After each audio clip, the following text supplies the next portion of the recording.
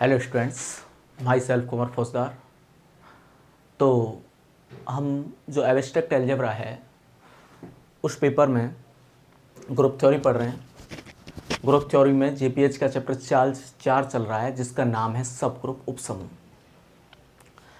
और हमने ये चेक किया कि कोई सबसेट जो नॉन एम्प्टी हो किसी ग्रुप का, है ना, जी स्टार कोई ग्रुप हो तो जी का कोई सबसेट एच, है ना, वो कैसा होना चाहिए? अरिक्त।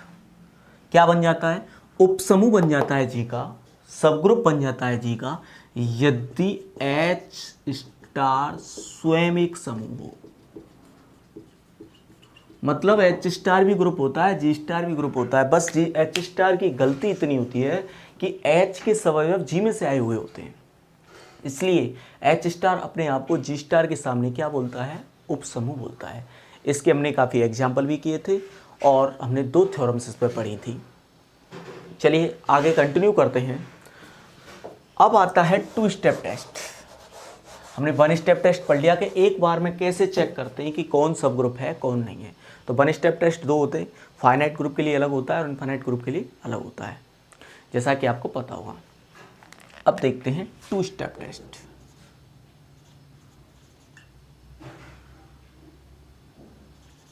टू स्टेप टेस्ट, ये भी थ्योरम है।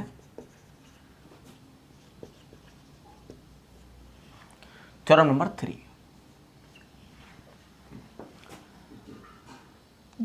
ग्रुप जी के, कोई ग्रुप दे दिया, अब ऑपरेशन नहीं दिखाते ग्रुप में, है ना, ग्रुप जी के अरिक्त उपसमुच्चय, नॉन एम्प्टी सबसेट, अरिक्त उपसमुच्चय एच के उपसमूह होने के लिए,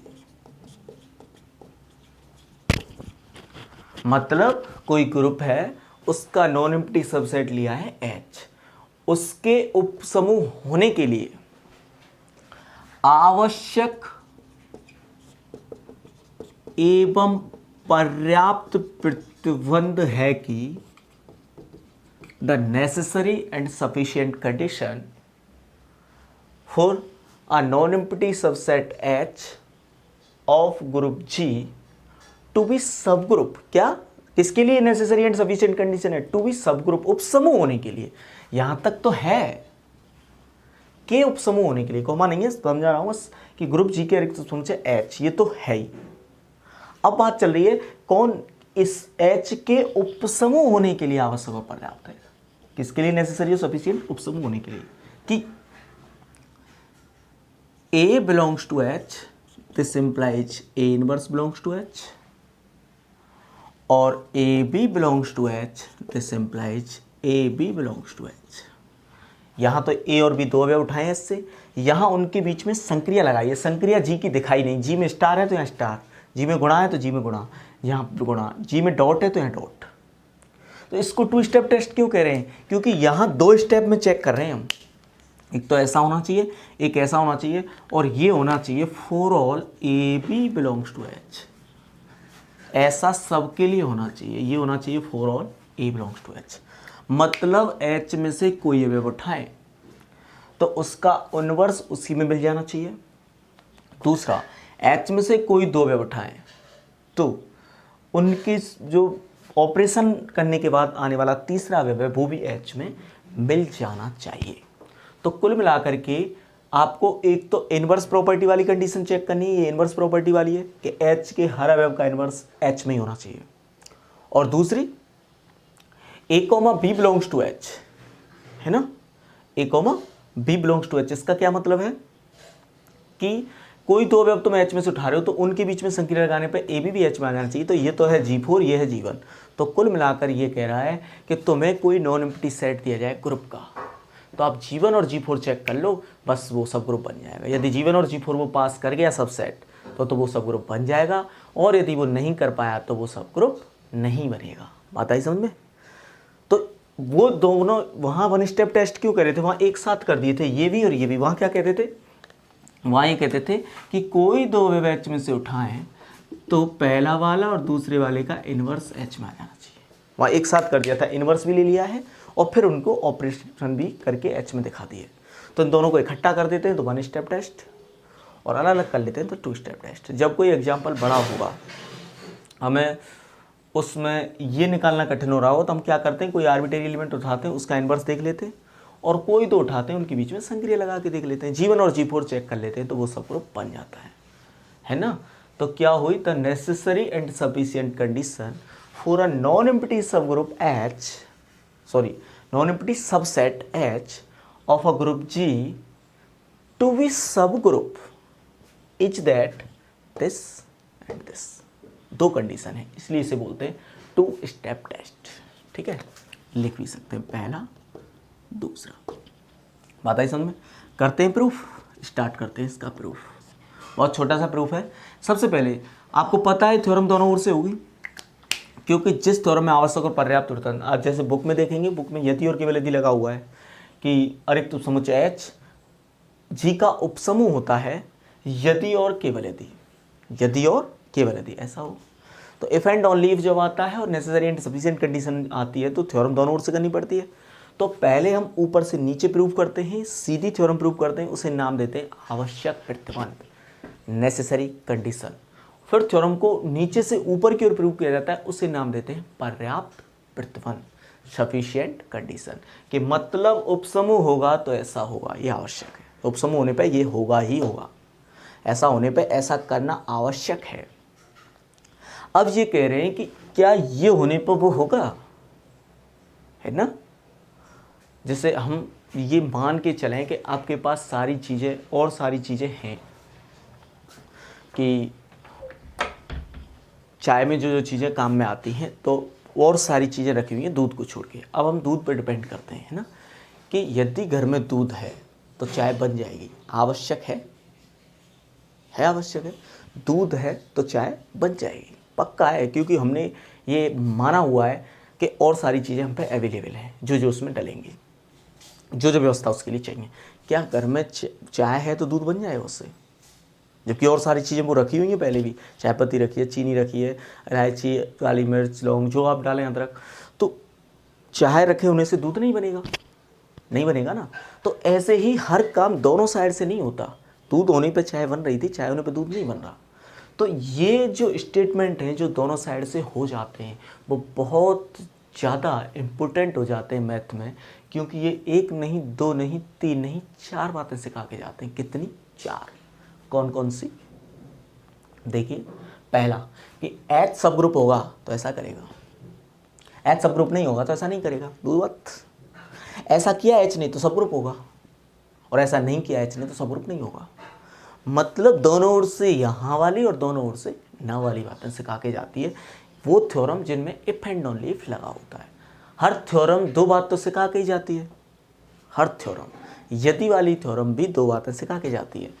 कि क्या कहते हैं उसमें कि P स्टेटमेंट ने Q स्टेटमेंट को कहा है, मतलब P ने इम्प्लाई कर दिया Q को, तो Q तो इम्प्लाई नहीं करेगा P को, Q डजेंट इम्प्लाई P, नहीं करेगा, है ना। शायद कर जाए वो अलग बात है, हम जनरल बात करते हैं कि तो फिर ये नहीं होता, Q doesn't imply P, Q P को इम्प्लाई नहीं करता। लेकिन इतना जरूर पता है कि P के होने पे Q होता था, पक्का है, P इम्प्लाई कर रहा था Q को, ऐसा होगा तो ऐसा होगा। तो सही पता चलेगा कि Q यदि नहीं है ना, यदि ये नहीं है तो ये गारंटी है P भी नहीं होगा, क्योंकि ये होता तो ऐसा ज़रूर होता, लेकिन हम कह रहे हैं ऐसा नहीं है तो ऐसा भी नहीं होगा। बात आई समझ में? यदि आपके घर में चाय नहीं बन पाई जबकि सारी चीज़ें थीं, बाकी सब चीज़ें थीं, तो पक्का है आपके घर में फिर दूध नहीं है। तो ये बात इम्प्लाई कर रही है कि दूध होने पे चाय बन रही थी और सब चीज़ रेसिपी जो हमें चाहिए वो रखी है, दूध होने पे चाय बन रही थी, तो चाय होने पे दूध बने या ना बने, Q डजेंट इम्प्लाई Q, नहीं पता उसमें। तो उस केस में तो पता है, क्योंकि वो तो हमारा दिनचर्या रहेगा, हम जानते हैं चाय से दूध नहीं बन सकता। तो Q डजेंट इम्प्लाई P, चाय दूध को इम्प्लाई नहीं करेगी। लेकिन Q नहीं हुई, चाय नहीं बनी, तो ये पक्की बात है दूध भी आपके घर में नहीं है फिर, बात आई समझ में। तो कोई स्टेटमेंट दो बात तो जरूर सिखा के जाता है। जैसे हम कहते हैं, छोटी सी बात उठा लेते हैं, 12th से ही सीख लेते हैं, 11th से ही, कि कोई फलन डिफरेंशिएबल होता है, अवकलनीय होता है, तो वो कंटिन्यूअस भी होता है। मानते हैं इस बात को? मानते हैं सर कि कोई फलन डिफरेंशिएबल होता है तो वो कंटिन्यूअस भी होता है ना। तो डिफरेंशिएबल इंप्लाई करती है कंटिन्यूटी को। क्या कंटिन्यूटी इंप्लाई करती है डिफरेंशिएबिलिटी? कोई फलन सतत होगा तो अवकलनीय होगा? नहीं, ऐसा नहीं है। बहुत सारे फलन हैं, ये फलन है सतत है लेकिन अवकलनीय नहीं है, ठीक है। लेकिन नॉट कंटिन्यूअस या नॉन कंटिन्यूअस फंक्शन पक्का इंप्लाई कर देगा नॉन डिफरेंशिएबल फंक्शन, कि कोई फलन सतत नहीं है तो ये गारंटी है वो फलन फिर अवकलनीय भी नहीं है। जैसे ग्रेटेस्ट इंटीजर फंक्शन ले लेते हैं, बहुत सारे फंक्शन हैं, ये फंक्शन कंटिन्यूअस नहीं है तो हम ये पक्का कह सकते हैं कि ये फंक्शन फिर डिफरेंशिएबल भी नहीं है। 10x ले लो, x बिलोंग्स टू r, तो ये बहुत सारी जगह पे डिफाइन नहीं होगा, वहाँ कंटिन्यूअस नहीं है, इसका ग्राफ बार बार टूटता है, आपको पता होगा। जब ये नॉन कंटिन्यूअस फंक्शन है तो फिर ये नॉन डिफरेंशिएबल है। कंटिन्यूअस नहीं होगा तो पक्का इंप्लाई कर देगा कि वो डिफरेंशिएबल भी नहीं है, क्योंकि डिफरेंशिएबल होता है तो कंटिन्यूअस जरूर होता है। अब तुम सोच रहे हो क्या वो फलन अवकलनीय है, जबकि ये पता है तुम्हें सतत नहीं है। अरे अवकलनीय होता तो सतत तो होता, ये तो सतत नहीं हुआ ना, तो अवकलनीय भी नहीं होगा, ये पक्की है, क्योंकि अवकलनीय होता तो सतत होता।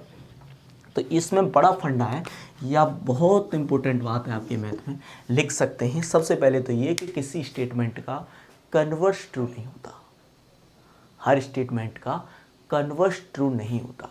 जैसे दो लोग खड़े हों और मैं जाके कहूँ एक से तुम बहुत सुंदर हो, तो जैसी हमारी दिनचर्या में, जैसी हमारी लोगों में थिंकिंग है, तो दूसरे वाला क्या समझेगा? पता है क्या समझेगा? दूसरा वाला ये समझेगा मैं सुंदर नहीं हूँ, पक्का समझेगा ना। जबकि हमारा मैथ ऐसा नहीं सिखाता। मैथ कह रहा है कि मैंने कब कहा ऐसा, मैं कह रहा हूँ ये सुंदर है, इसका कन्वर्स थोड़ी ट्रू है कि तुम सुंदर नहीं हो।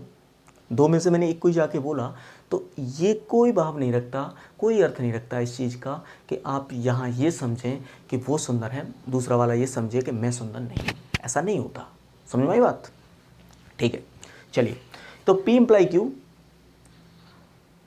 तो Q डजेंट इम्प्लाई P, लेकिन Q का नहीं होना इम्प्लाई कर देता है P का नहीं होना। लेकिन ये तो दोनों ओर से है, ऐसा है तो ऐसा है ना, तो ऐसा नहीं होगा तो ऐसा नहीं होगा। अब फिर कह रहा है कि ऐसा है तो ऐसा है, दोनों लग रहे हैं ना, ऐसा है तो ऐसा है, तो फिर मैं कह दूंगा ऐसा नहीं हुआ तो ऐसा भी नहीं होगा, क्योंकि ऐसा होने पर ऐसा हो रहा है ना, सब ग्रुप बन रहा है ना।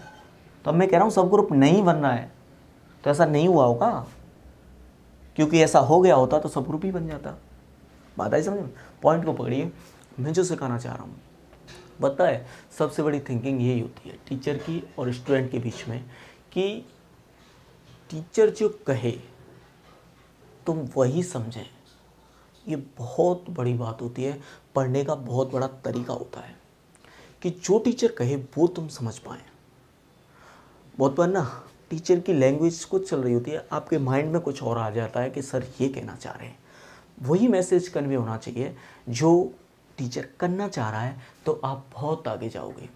उसके लिए आपको पूरी कंटेंस जो आपका दिमाग है वो यहीं रखना पड़ेगा, कंसंट्रेट रखना पड़ेगा, और एक एक बात को बहुत ढंग से समझना पड़ेगा ना।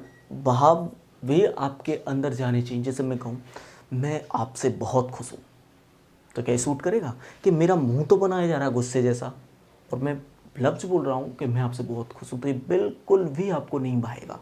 तो ऐसे ही इन सब का फंडा है कि मैं जो बोलना चाह रहा हूँ, ये थ्योरम जो सिखानी चाह रही है वो तुम सीख पाओ। ये थ्योरम क्या कहना चाह रहा है उस चीज़ को। ये थ्योरम्स बहुत कुछ बयां करती हैं, आप उनको एक बार ढंग से समझें, सोचें उनके बारे में कि अच्छा इसके लिए ये है, इसमें आवश्यक भी है, पर्याप्त भी है, इसका कर्म, उसको टाइम दो, 10-5 मिनट उस पर रुको। ऐसा नहीं कि थ्योरम पढ़ी चलो प्रूफ याद रह जाते हैं, थ्योरम याद नहीं रहती।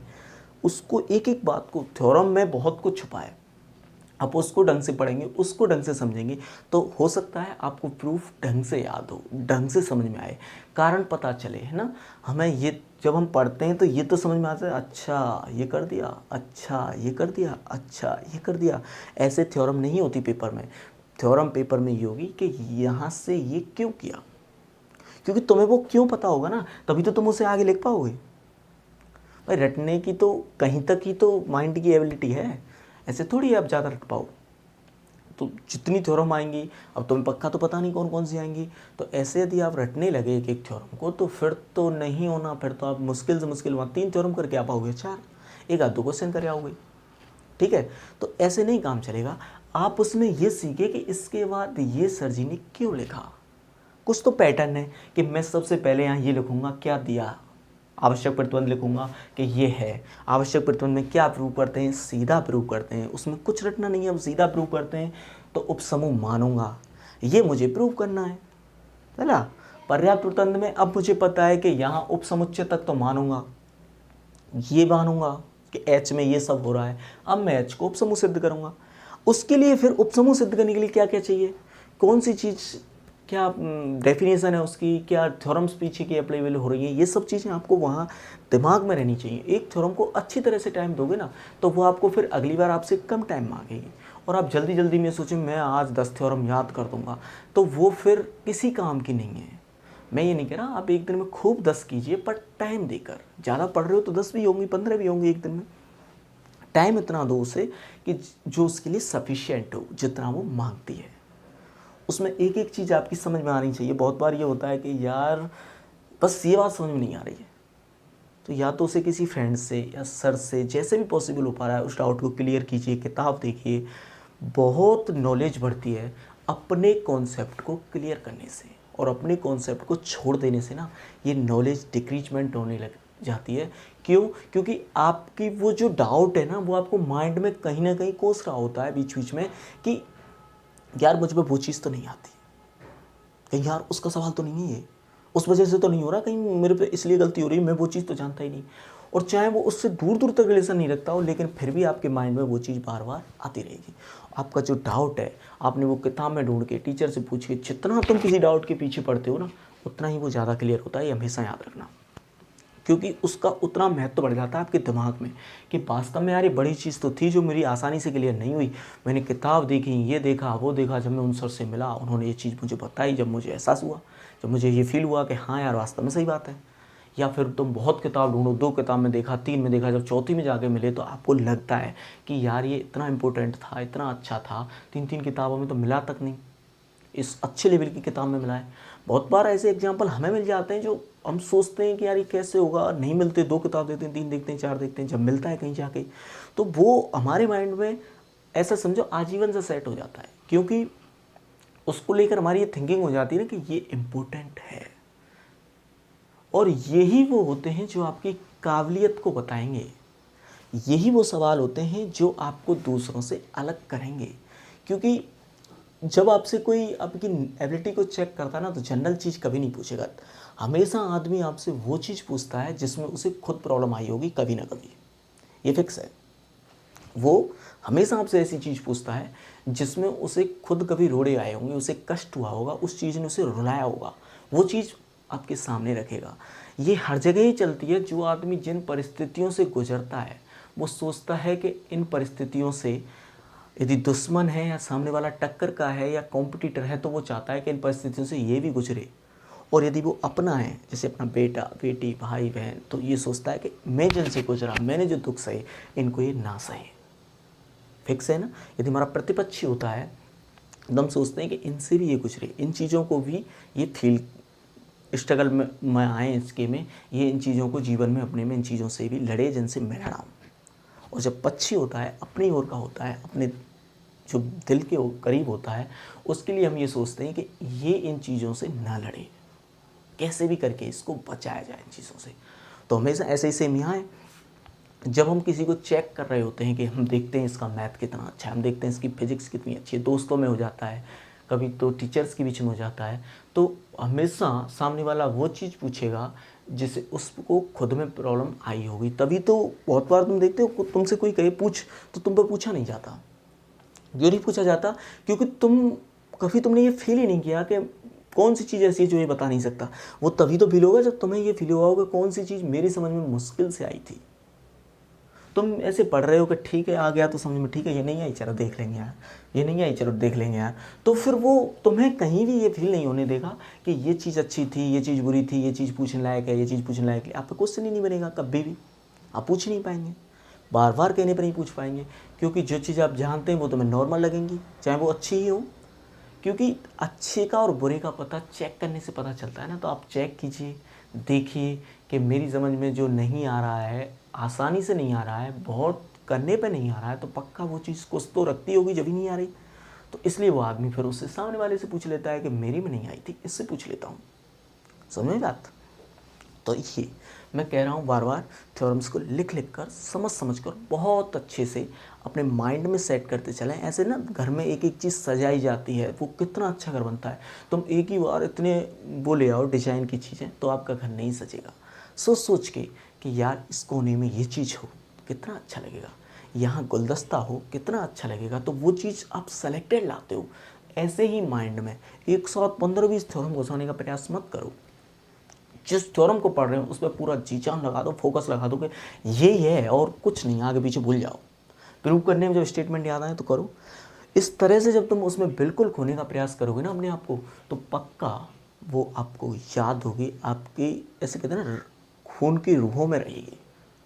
आपको सोते टाइम में पूछेंगे ना बता खड़ा हो वो थ्योरम क्या थी, तो आप बोलने लग जाओगे वो थ्योरम तो ये थी कि उपसमूह होगा यदि और केवल यदि A belongs to H this implies A inverse belongs to H, A B belongs to H this implies A B belongs to H. For all होना चाहिए सब एलिमेंट्स के लिए, पक्का। और धीरे धीरे धीरे धीरे तभी पॉसिबल है जब आप इन्हें मेरे साथ ही करते चलें, वीडियोज डेली की डेली देखते चलें और मेरे साथ करने का प्रयास करें। क्योंकि मान लो ये वीडियो इकट्ठी हो गई तो फिर आप नहीं कर पाओगे, तुम्हें ऐसा लगेगा सर कहाँ पहुँच गए, हम तो अभी यहीं डले हैं। तो आप एक एक साथ खींचने का प्रयास करोगे थ्योरम्स को, जल्दी जल्दी वीडियो देखोगे, 1.5 पे देखोगे से स्पीड पे, 1.25 पे देखोगे, कुछ भी आपको हाथ पल्ले नहीं पड़ेगा। क्यों नहीं पड़ेगा? वो आपकी थिंकिंग नहीं पढ़ने देगी, आपको बार बार एहसास कराएगी कि सर आ गए, अरे यार मैं तो पीछे रह गया, वो थ्योरम्स आगे चल रही। उस टाइम हमें इतना पेशेंस नहीं आ पाता। नहीं तो ये वीडियो ऐसी बात नहीं है जो इस टाइम समझेगा वो 20 दिन बाद भी तो ये वीडियो ऐसी ही रहनी है। लेकिन आप में वो पेशेंस नहीं हो पाता कि मैं धीरे धीरे नहीं करूं। तो मैं लगता है मैं जल्दी जल्दी सर को पकड़ लूं और उन वीडियोज़ को कवर करूं। तब आप ना तो ये कर पाते हो ना आगे का कर पाते हो, कुछ भी नहीं होता।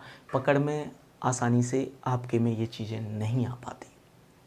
कंटिन्यूटी रखिए, हम पूरा प्रयास कर रहे हैं कंटिन्यूटी रखने का, वीडियोज़ बनाने का। बहुत बड़ा अंतर होता है ऑनलाइन और ऑफलाइन बैचेज में, बहुत बड़ा अंतर। ऑफलाइन का सबसे पहले टाइम फिक्स होता है, उस टाइम पे टीचर आएगा, एक जगह फिक्स होती है कि यहाँ आएगा, यहाँ स्टूडेंट आएंगे।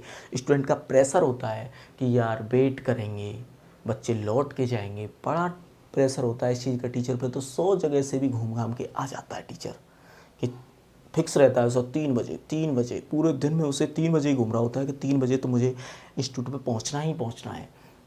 तो वो पूरे दिन उसी हिसाब से अपने काम करता है कि मुझे एटलीस्ट 2:30 या 3 बजे तक तो फ्री होना ही होना है। तो उसकी सब व्यवस्था ऐसे चलती रहती है। इन वीडियोज में अब लाइव हो तो ठीक भी है, लाइव भी हम स्टार्ट करेंगे, बस बहुत जल्दी ही।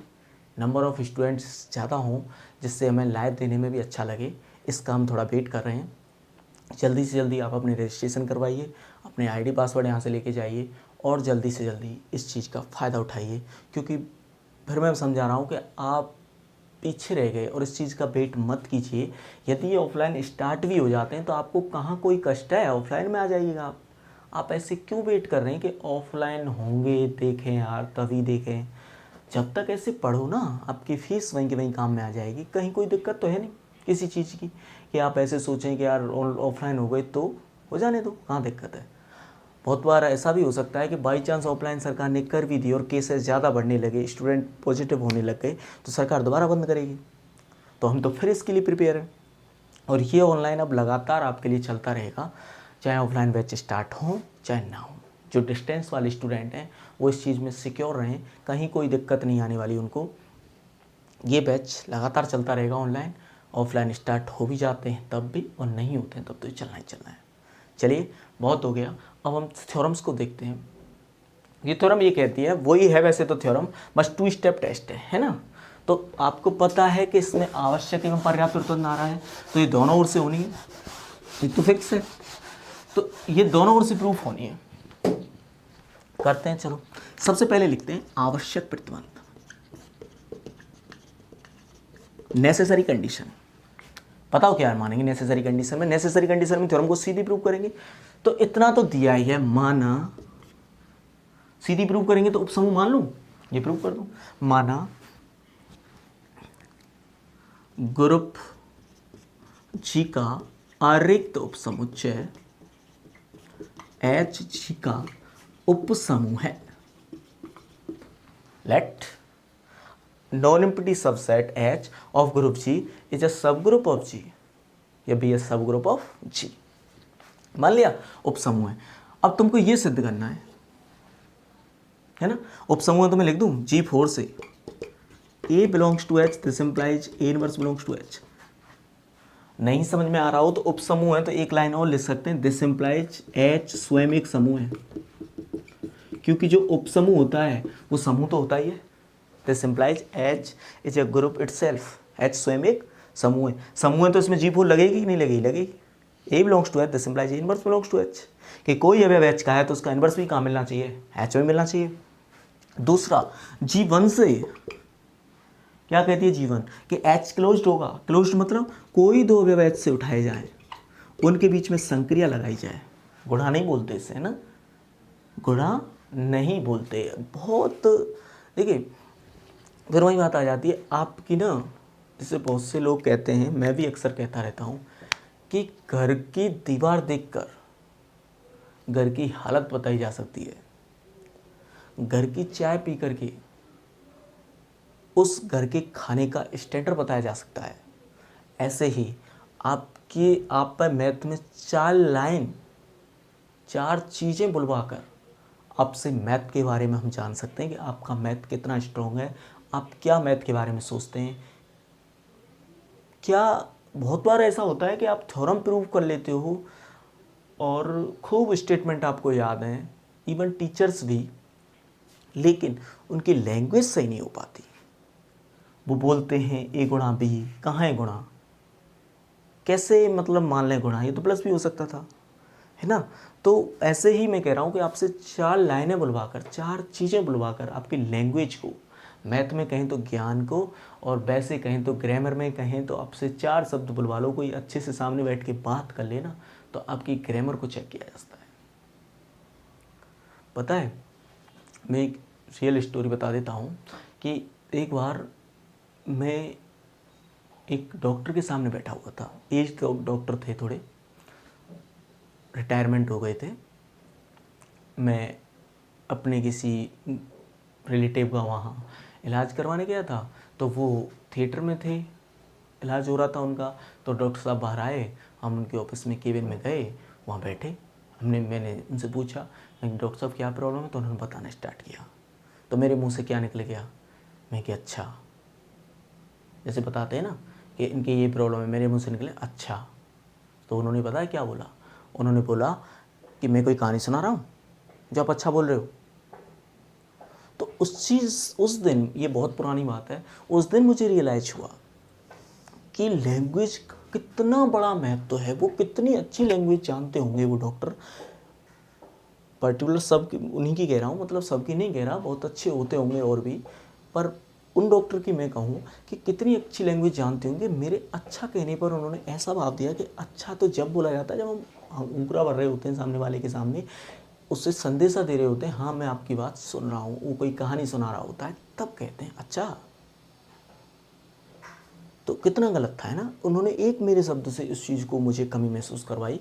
तो ऐसे ही मैं आपसे ये कह रहा हूँ कि आपका एक A गुणा B बोलना किसी के सामने, जैसे आप कहें AB belongs to H, this implies A गुणा B बिलोंग्स टू H, कितना आपको गलत, उसके सामने तुम कितने गलत रिप्रेजेंटेड हो गए हो, आपको पता भी है, बहुत ज़्यादा गलत। इसीलिए तो ना, जैसे इंटरव्यू जो होते हैं वो हमें नहीं लगता कि गलत था सही था, हमें लगता है हमारा आंसर सही था, क्योंकि वो नॉलेज नहीं चेक कर रहे होते। क्योंकि कोई भी इंटरव्यू जब ले रहा होता है तो वो उस लेवल पे जाके लेते हैं कि आप कोई बड़ा एग्ज़ाम, कोई ऐसा, जैसे किसी यूनिवर्सिटी में, आईआईटी यूनिवर्सिटी में जा रहे होते हो तो आप नेट में 11 अच्छी रैंक लेके जाते हो, तो समझता है कि बंदा टैलेंटेड तो है ही है, इसमें ज्ञान की तो कोई कमी नहीं है, सवाल तो ये कर ही देता है, स्टेटमेंट इसको याद ही है।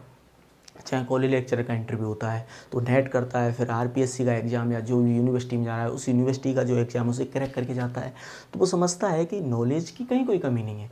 कमी दूसरी चेक कर रहा होता है कि क्या लैंग्वेज है, क्या बोलने का तरीका है, क्या वे ऑफ एक्सप्रेशन है, क्योंकि स्टूडेंट के लिए वे ऑफ एक्सप्रेशन बहुत डिपेंड करता है किसी चीज़ को समझाने में, है ना। इस थ्योरम को एक बार सीधे लिख दिया जाए बोर्ड पे और एक बार बोल बोल के लिखा जाए, एक बार जहाँ ज़्यादा समझाना हो वहाँ ज़्यादा समझा के लिखा जाए, तो इन तीनों में बहुत अंतर आएगा। इस पहले वाले केस से आपको कम समझ में आएगा, दूसरे वाले केस से थोड़ा ज़्यादा आएगा, तीसरे वाले केस से और ज़्यादा समझ में आएगा। जहाँ समझाने की चीज़ें वहाँ समझाया जाए। इन दोनों में फिर सब चीज़ टाइम कंज्यूम का सिस्टम होता है कि हम इतना ज़्यादा यदि टाइम हर थ्योरम को देने लगे तो फिर ये सिलेबस कैसे होगा, ये कैसे, यदि वहाँ इंटरव्यू में वो सोचें तो ये आगे चल के कैसे स्टूडेंट के लिए सिलेबस कराया करेगा, कैसे स्टूडेंट को कवर करेगा, इसकी तो बोलने का तरीका ही सही नहीं है।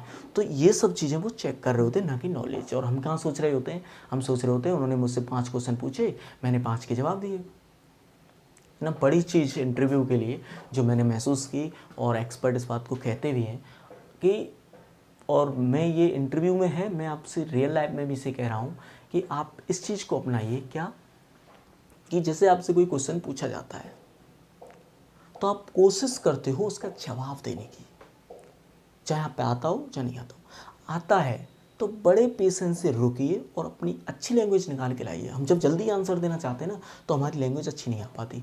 हम हो सकता है उसे बीच से स्टार्ट करें, शुरू कर बताते नहीं, लास्ट में फिर रुक जाते हैं, हमें ऐसा लगता है अरे यार मैंने पहले बोला नहीं, तो बहुत अद्भुत हो जाता है वो। आप 2 सेकंड के लिए विराम दीजिए अपने माइंड को, अच्छा ये पूछा है, शुरुआत से स्टार्ट कीजिए, अच्छी जगह से, अच्छी लैंग्वेज के साथ स्टार्ट कीजिए। और यदि आप पे उस आंसर का क्वेश्चन नहीं आता, उस क्वेश्चन का आंसर नहीं आता है, तो बोलिए सॉरी मैं ये नहीं जानता। आप उसमें लीपापोती करने की ज़रूरत नहीं, मत कीजिए कि कहीं बाई चांस तुक्के से सही निकल जाए, क्योंकि तुक्के से सही निकलेगा तो भी वो आपको कुछ सही नहीं होने जाएंगे, वो समझ जाएंगे तुम तुक्का दे रहे हो।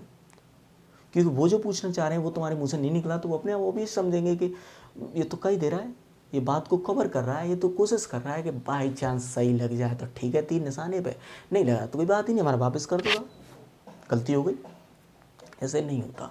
तो इंटरव्यू में तो बहुत हम पे प्रेशर होता है, जैसे ही वो पूछते हैं मैं तुरंत, ऐसी लगती है तुरंत बोलो जल्दी से जल्दी, रोक ही नहीं पाते, है ना। एक RAS हैं, वो 3 बार इंटरव्यू में रह गए, उनका ये कहना है, अब तो वो RAS हो गए, खैर वो 3 बार इंटरव्यू में फेल हुए, उनका इंटरव्यू की वजह से रहे, फेल तो क्या रहे। उनका ये कहना है कि ये चीज़ सबसे ज़्यादा गड़बड़ वाली है, आप पे नहीं आता तो सॉरी बोलीजिए, ठीक है। ऐसे ही आप इस चीज़ को सीखें, आप पे कोई चीज़ का जवाब देना हो तो बहुत अच्छी लैंग्वेज के साथ दें, और यदि आपको नहीं पता है तो बताइए, क्वेश्चन हो, टीचर पूछ रहा है तो सॉरी मुझे सर ये नहीं आता, बहुत अच्छा लगेगा सामने वाले को। आप गलत ना मानिए कि आपने क्वेश्चन का जवाब नहीं दिया, ये समझो आपने क्वेश्चन का जवाब दे दिया, क्योंकि 5 क्वेश्चनों में से आप 4 क्वेश्चन के उनके जवाब दे रहे हो, वो कोई ऐसे वैसे तो बैठे नहीं होते वहाँ सामने, वो बहुत अच्छे लेवल के एक्सपर्ट अपनी चीज़ में, और तुम तो सब चीज़ 500 को एक साथ टैकल कर रहे हो, वो तो किसी एक चीज़ में, जैसे हम मैथ में बात करें तो एक ग्रुप थ्योरी के बारे में नॉलेज लेके बैठे होंगे, एक रियल आंसर्स के बारे में लेके बैठे होंगे, एक कॉम्प्लेक्स के बारे में क्वेश्चन करेंगे, तो वो तो बांट के आए, वो तो अपनी कॉम्प्लेक्स मजबूत करके आए होंगे। तो आप इस चीज़ की परवाह मत कीजिए कि यार मैं इनके सब क्वेश्चन का आंसर नहीं दे पाया।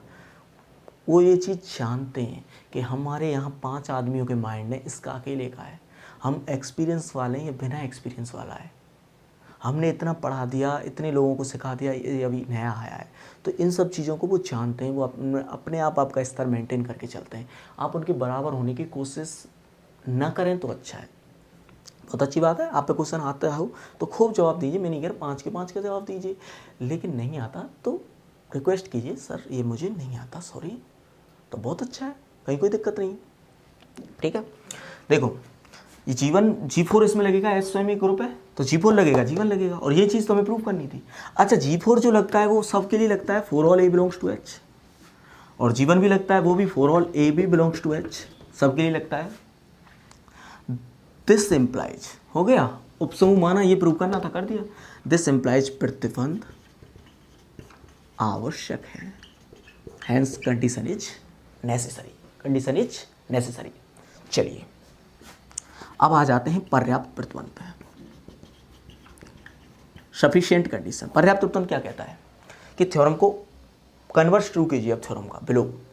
तो विलोम में क्या करें कि जी का जो अरिक्त उपसमुच्चय एच है ना, वो मान लो ऐसा कर रहा है, क्योंकि जो आवश्यक और पर्याप्त प्रतिबंध वो क्या है, के उपसमूह होने पर है। कहीं तुम यो कहो सर जी तो अरिक्त उपसमुच्चय भी सिद्ध करो, ये मान लो, नहीं, ये तो इतना तो दिया है ग्रुप जी के अरिक्त उपसमुच्चय एच के, अब बता रहा है क्या होने के लिए आवश्यक और पर्याप्त, उपसमूह होने के लिए।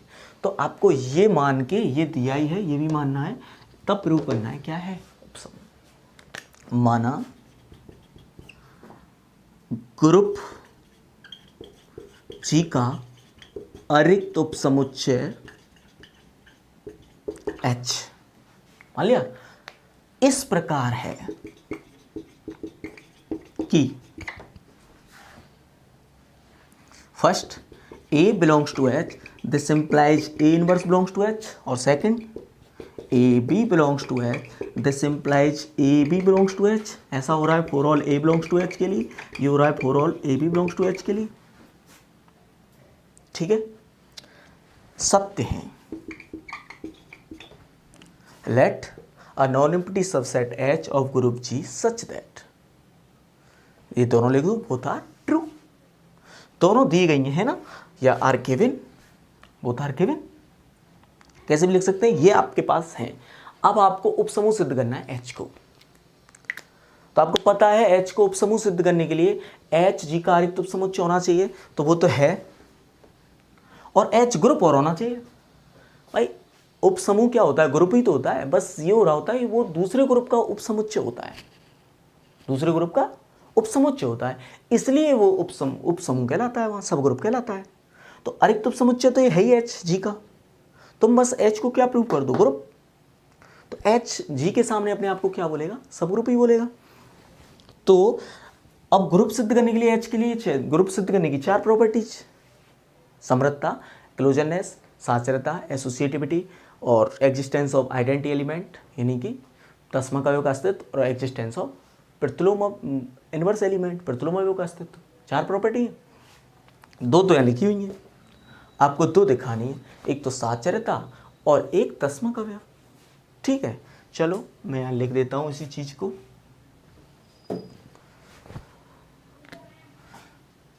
प्रतिबंध फर्स्ट तथा सेकंड से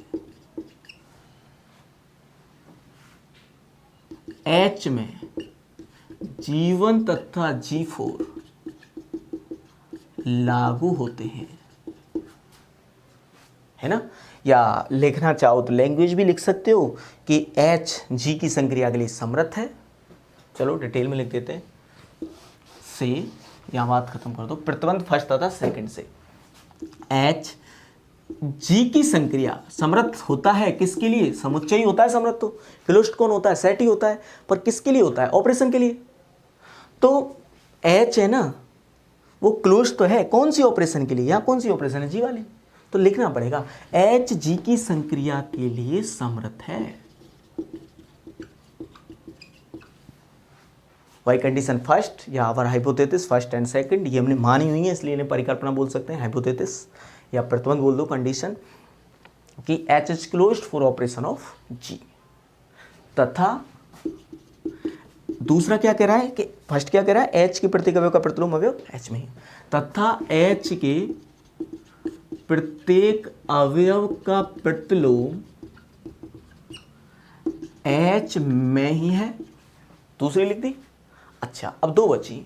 साचरता तो आप जानते हो कि G में ट्रू है, G की संक्रिया G में एसोसिएटिव है, तो उसके सब प्रत्येक उपसमुच्चय में होगी ट्रू, और H भी क्या है, G का सब सेट है, तो H में भी क्या होनी है, साचरता ट्रू होनी है। तो देखिए चूंकि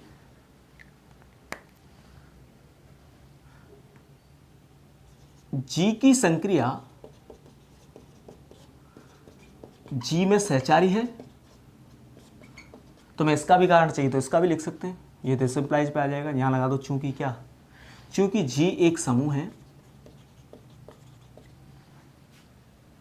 तो जी की संक्रिया जी में कैसी है, सहचारी। एसोसिएटिव कौन होती है, ऑपरेशन, तो यही लिखना है, कहीं लिखने जी सहचारी है, समझ रहे हो, जी सहचारी, जी नहीं है associative. The operation of G is associative in G, सहचारी है, तथा H is the subset of G, तो दिस इंप्लाइज जी की संक्रिया, जो जी में संक्रिया चल रही थी वो H में भी, यहां भी लगा दो, वहां भी थी तो यहां भी सहचारी है। This implies the operation of G is also associative in H, clear. तो हमारी G2 प्रूफ, G2 सही है, H वेरीफाई हो गया। अब आपको बस आइडेंटिटी एलिमेंट लाना है, तो देखिए चूंकि मैं ऐसे लिख दूं A belongs to H, A belongs to H, कहां से आ गए, चूंकि H फाई नहीं है, H फाई नहीं है ना, तो H फाई नहीं, तो H में एक अवयव तो कम से कम होगा, मान लिया कौन, A है, वो कम से कम एक अवयव कौन है, A है। तो दिस इंप्लाइज, या अतः लगा दो, इसलिए A belongs to H, A belongs to H, this implies, ये क्या करिए प्रतिबंध कि कोई दो अवयव आप H में से उठाते हो, मैंने उठा लिए दो अवयव, एक से उठा लिए, कहाँ लिख रहा है ये डिस्टिंक्ट होनी चाहिए, भिन्न भिन्न होनी चाहिए, नहीं लिख रहा कहीं, तो मैं तो एक से उठा लूंगा। तो ये क्या कह रहा है ये प्रतिबंध, सॉरी ऐसे लो, पहले एक ही अवयव ले लो, चूंकि H is not equal to phi, इसलिए A बिलोंग्स टू H, ठीक है, मान लिया। और लिखना चाहो तो लिख दो, भले ही H में कम से कम एक अवयव विद्यमान होगा। दिस इंप्लाइज H में कम से कम, ज़्यादा तो पता नहीं कितने होंगे, इनफाइनाइट भी हो सकते हैं, पर H फाई नहीं है, तो दिस इंप्लाइज H में कम से कम एक अवयव विद्यमान होगा। This implies there exist at least one element in H, कम से कम एक तो होगा, है ना। तो मान लें A है H में, अच्छा A H में है तो A इनवर्स H में आएगा, ऐसा कौन कह रहा है, फर्स्ट, क्योंकि अब हमें ये दी हुई हैं, इनको यूज में लेंगे, अब तो हम ले रहे हैं, तो हमारा A belongs to H, this implies A inverse belongs to H first से। और अब कहो कि A H में है, A इनवर्स H में है, तो दूसरा प्रतिबंध क्या कह रहा है कि कोई अवयव H में हो, कोई दो अवयव H में हो, तो उनकी संक्रिया करने पर, संक्रिया कौन सी, जी वाली, जी में कौन सी संक्रिया है, जो भी होगी, अब लगा ही नहीं रहे कुछ, तो A inverse belongs to H, कहाँ से, सेकंड से। आपको कहीं भी रटने की जरूरत नहीं है, कैसे भी आप पहले ये भी प्रूव कर सकते थे, यहाँ से H is not equal to phi, तो ये पहले दिखा सकते थे, ये कहीं भी लिख सकते हैं आप, जीवन इन फर्स्ट और सेकंड से ये बात हो रही है, समृद्ध हो रहा है। और भले ही आप और भी ज़्यादा डिटेल में देना चाहें तो सेकंड से लिख दो, सेकंड से, है ना, मैंने एक साथ लिख दिया है। आप भले ही पर्टिकुलर लिखना चाहें तो प्रतिबंध सेकंड से H जी की संक्रिया के लिए क्लोज्ड है, प्रतिबंध फर्स्ट से H के प्रत्येक अवयव का प्रतिलोम H में ही है, समझ रहे हो, अलग अलग की भी कैसे भी लिखिए, बस वर्ड आपके सही होने चाहिए, जिस चीज़ को जो बोला जाता है वही होना चाहिए। आपकी लैंग्वेज आ रही है जी सहचारी है, H सहचारी है, H इज एसोसिएटिव, कितना भद्दा लग रहा है, क्योंकि एसोसिएटिव ऑपरेशन होती है, वो क्या उम्मीद करेगा कि यार ये भी नहीं सीखा कि एसोसिएटिव किसकी प्रॉपर्टी है, किस पर लगनी चाहिए, तो गलत लगेगा ना, ठीक है। A inverse belongs to H, A inverse क्या है, ई होता है आइडेंटिटी, ई मैंने कहीं बताया नहीं, यहाँ बता दो तुरंत जहाँ जरूरत आती है, जहाँ ई जी का तस्मक अवयव है। चौथी प्रॉपर्टी मेरी पे, ये आइडेंटिटी एलिमेंट कहाँ रहा है, H में। वैसे मैं फिर ये क्वेश्चन कर सकता हूं कि ए इनवर्स को ई लिखा जाएगा, ये H में नहीं है, H में नहीं है, कहाँ है, G में। G कह रहा है कि मेरा कोई अवयव अपने इनवर्स से ऑपरेट होता है ना, संक्रिया करता है, तो आइडेंटिटी आ जाता है मेरा आइडेंटिटी। अब तुम कहे सर ये तो तुमने H में माना है, तो H तो सबसेट है ना G का, H क्या है, सबसेट है ना G का, तो इसलिए A H में है तो कहाँ होगा, G में भी होगा। चूंकि H is the subset of G, this implies A belongs to G, और दिस इम्प्लाइज, यहां लिख देता हूं, A inverse equal to E। A G में है तो A इनवर्स क्या आएगा? E आएगा। ये H ने नहीं सिखाया, ये किसने सिखाया? G ने, कि A इनवर्स क्या आएगा? E आएगा। अब वो लगवाते हैं A इनवर्स H में आ रहा था, ये E के बराबर है, तो E भी किस में आ गया? H में आ गया।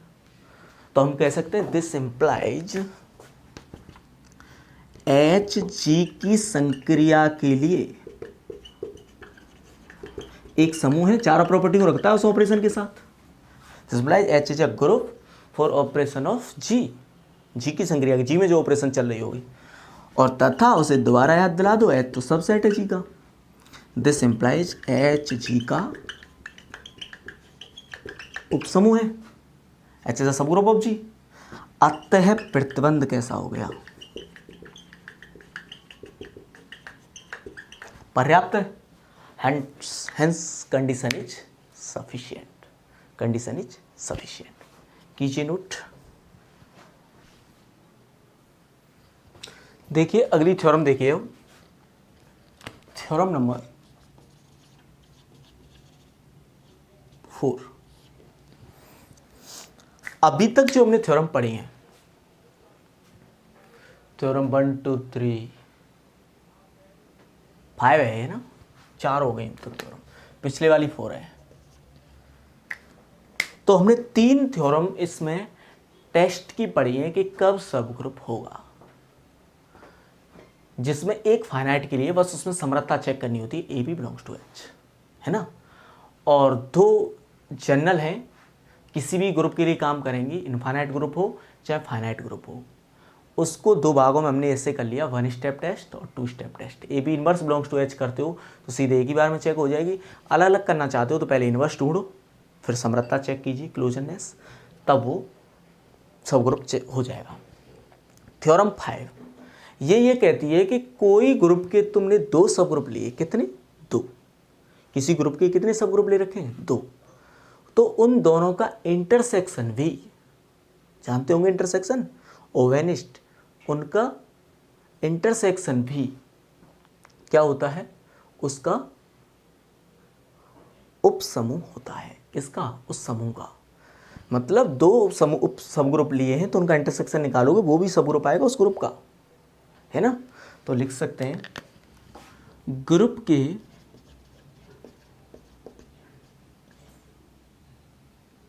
किन्हीं लगा दो, ग्रुप के किन्हीं 2 सब ग्रुप्स का सर्वनिष्ठ, इंटरसेक्शन को क्या बोलते हैं हिंदी में? सर्वनिष्ठ। का सर्वनिष्ठ भी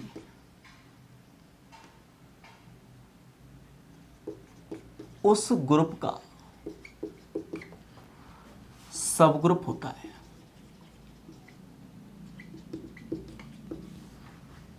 नहीं तो ये लगाना चाहें तो लगा दो, भी सब ग्रुप होता है, ये हटा भी सकते हैं। सब ग्रुप अपने आप ही उस ग्रुप की बात चल रही है। तो ग्रुप जी के किन्हीं 2 सब ग्रुप्स का सर्वनिष्ठ भी सब ग्रुप होता है।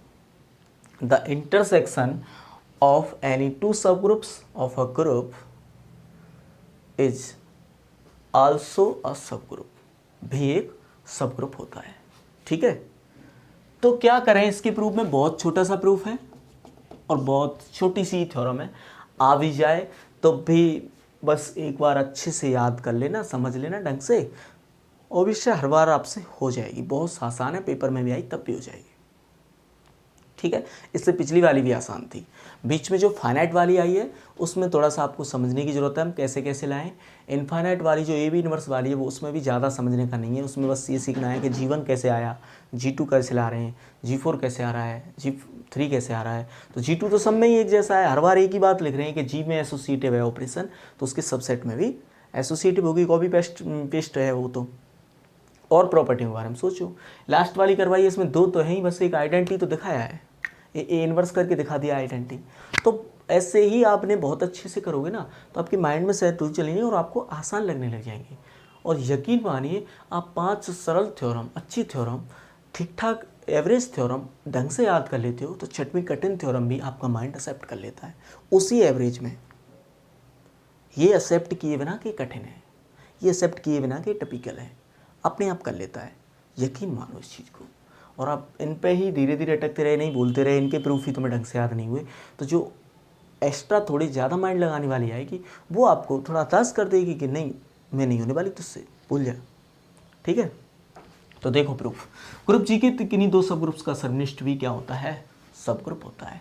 तो मैं क्या करूँगा कि पहले तो एक ग्रुप लूँगा, थ्योरम में मानना पड़ेगा, इसके दो सब ग्रुप्स लूँगा और फिर दिखाऊंगा कि उनका इंटरसेक्शन क्या है, फिर एक सब ग्रुप है। माना समूह जी के ग्रुप लिख दो, कोई दो उपसमूह, कोई दो उपसमूह H1 तथा H2 है। H मानते हैं, H1 और H2 मान लो। Let any two subgroups of group G are H1 and H2। Clear, are H1 and H2 सब ग्रुप हैं। ये तो हमने मान लिया, इतना दिया था। अब क्या प्रूव करना है कि सर्वनिष्ठ भी सब ग्रुप है। अब वो दिखा दो, थ्योरम का बहुत अच्छा तरीका। पहले तो इकट्ठी कर लो क्या क्या चीज़ मुझे चाहिए, मुझे ये चाहिए थे, मान लिए। अब फिर ये बताओ कि ये चीज़ तो तुम्हें चाहिए। अब प्रूफ क्या कर रहे हो, हमें सिद्ध करना है कि we have to show that, या हमें प्रदर्शित करना है कि we have to show that, हमें सिद्ध करना है कि क्या H1 इंटरसेक्शन H2, ये तो आता सर्वनिष्ठ, भी G का उपसमूह है। We have to show that H1 intersection H2 is also a subgroup of G। Clear. अच्छा, सब ग्रुप सिद्ध करने के लिए किसी का सब ग्रुप सिद्ध कर रहा हूं मैं, इसको सब ग्रुप सिद्ध कर रहा हूं G का। पहले मुझे सिद्ध करना पड़ेगा ये फाई नहीं है, सीख लो ना स्टेप। अब मैं बता रहा हूं, उपसमूह सिद्ध करने के लिए 3 स्टेप हैं।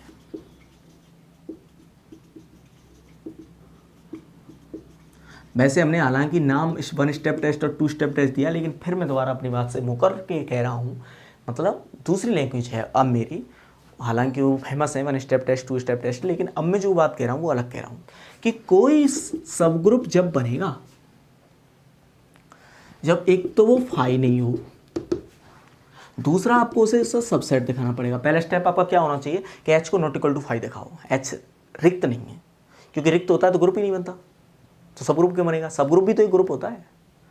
दूसरा उसका सबसेट होना चाहिए, क्योंकि सबसेट नहीं हुआ तो चाहे तुम ग्रुप सिद्ध कर आओ उसका उपग्रुप तो नहीं कहलाएगा ना, उपसमूह तो नहीं कहलाएगा, क्योंकि सबसेट होना चाहिए। और तीसरा आप अब कर सकते हैं, चाहे आप 1 स्टेप लगा रहे हैं तो AB इनवर्स दिखा दो H में, for all AB belongs to H के लिए, और 2 स्टेप लगा रहे हैं तो ये 2 वाले A इनवर्स AB ये दिखा दो। समझ गए, पहले ये 2 चीज़ करते हैं फिर यहाँ पहुँचते हैं AB इनवर्स। तो मैं सबसे पहले सिद्ध करूंगा कि H1 इंटरसेक्शन H2 फाई नहीं है और G का सबसेट है। ठीक है, देखिए चूंकि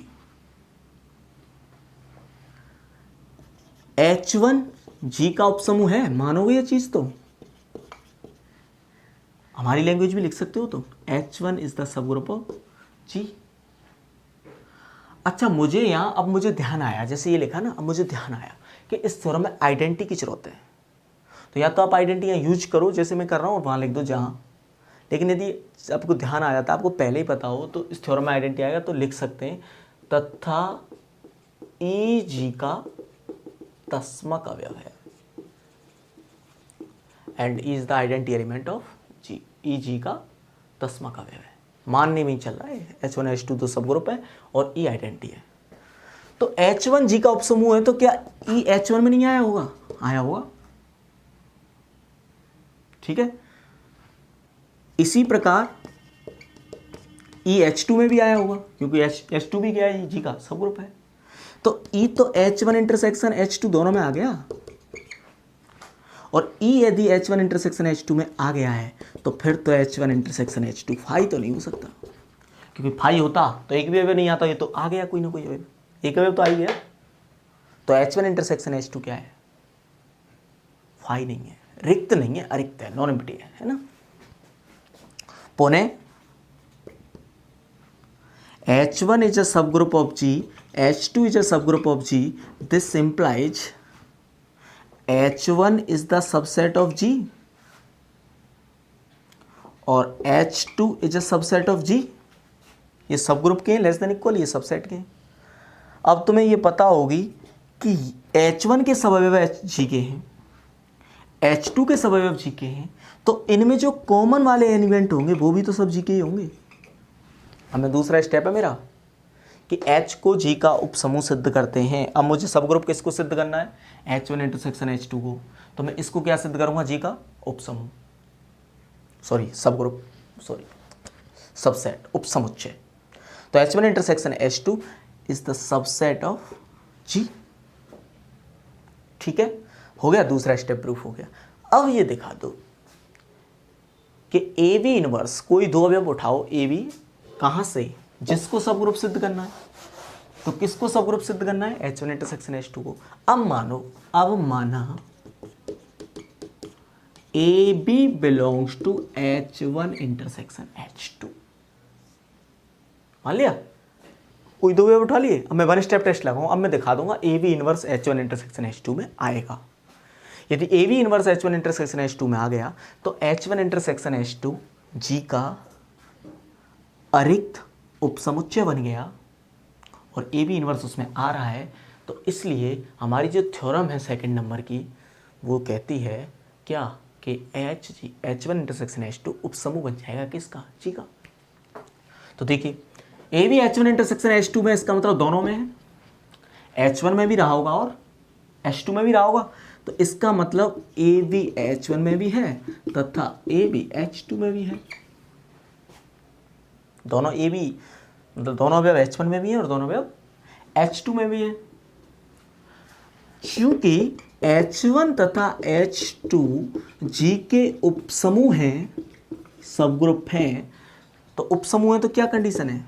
कोई दो अवयव आप H1 में से लोगे, इसलिए कोई दो अवयव आप H1 में लोगे तो पहले वाला अवयव और दूसरे वाले का इनवर्स कहाँ आएगा? उसी में आएगा.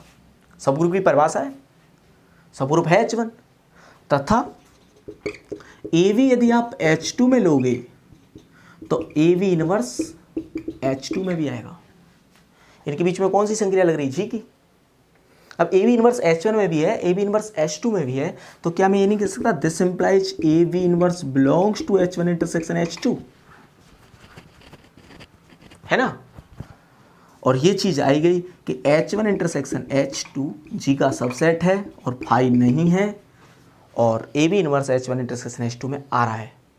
किसके लिए? ये मैंने माने ही थे ना, जब कोई जाने पहचाने तो नहीं लिए, रिश्तेदार तो नहीं थे, कोई भी उठा लिए. तो जब इनके लिए ये चीज ट्रू हो गई तो इसका मतलब ये सबके लिए होगी, कोई भी उठाए तो H1 इंटरसेक्शन H2 के सब अवयव ऐसा कर रहे हैं. H1 इंटरसेक्शन H2 अरिक्त है, G का उपसमुच्चय है, इसलिए मैं फाइनली ये कह सकता हूं फलतः H1 इंटरसेक्शन H2 G का उपसमूह है. Hence H1 intersection H2 is a subgroup of G. Clear? इस थ्योरम का अगली थ्योरम 6 डाल के लिख सकते हैं, वो इसका व्यापकीकरण है, जनरलाइजेशन. डाल दीजिए थ्योरम 6 और ऊपर लिख दीजिए व्यापकीकरण, जनरलाइजेशन. क्या थ्योरम है? ये थ्योरम तो कह रहा है कि किसी ग्रुप के तुम दो सब ग्रुप लो, उनका सर्वनिष्ठ भी सब ग्रुप आएगा. हम ये कह रहे हैं कि किसी ग्रुप के कितने भी सब ग्रुप ले लो, कितने भी मान लेते हैं, है ना? ग्रुप के, माना ग्रुप G के H1, H2, H3 and so on H1 सभी सब ग्रुप हैं, है ना? स्टेटमेंट ये है कि ग्रुप G के सब ग्रुपों H1, H2, H3 and so on Hn का सर्वनिष्ठ H1 intersection H2 intersection H3 intersection and so on लगा दो इंटरसेक्शन Hn, वे G का उपसमूह होता है ना? क्या स्टेटमेंट है? मैं स्टेटमेंट लिख देता हूँ. थ्योरम 6 नाम लिख देना, उसके ऊपर व्यापकीकरण, जनरलाइजेशन कर रहे हैं इसका. ये तो दो के लिए है ना? ग्रुप G के उपसमूह H1, H2, H3 and so on Hn का सर्वनिष्ठ H1 intersection H2 and so on intersection HN भी G का उपसमूह होता है।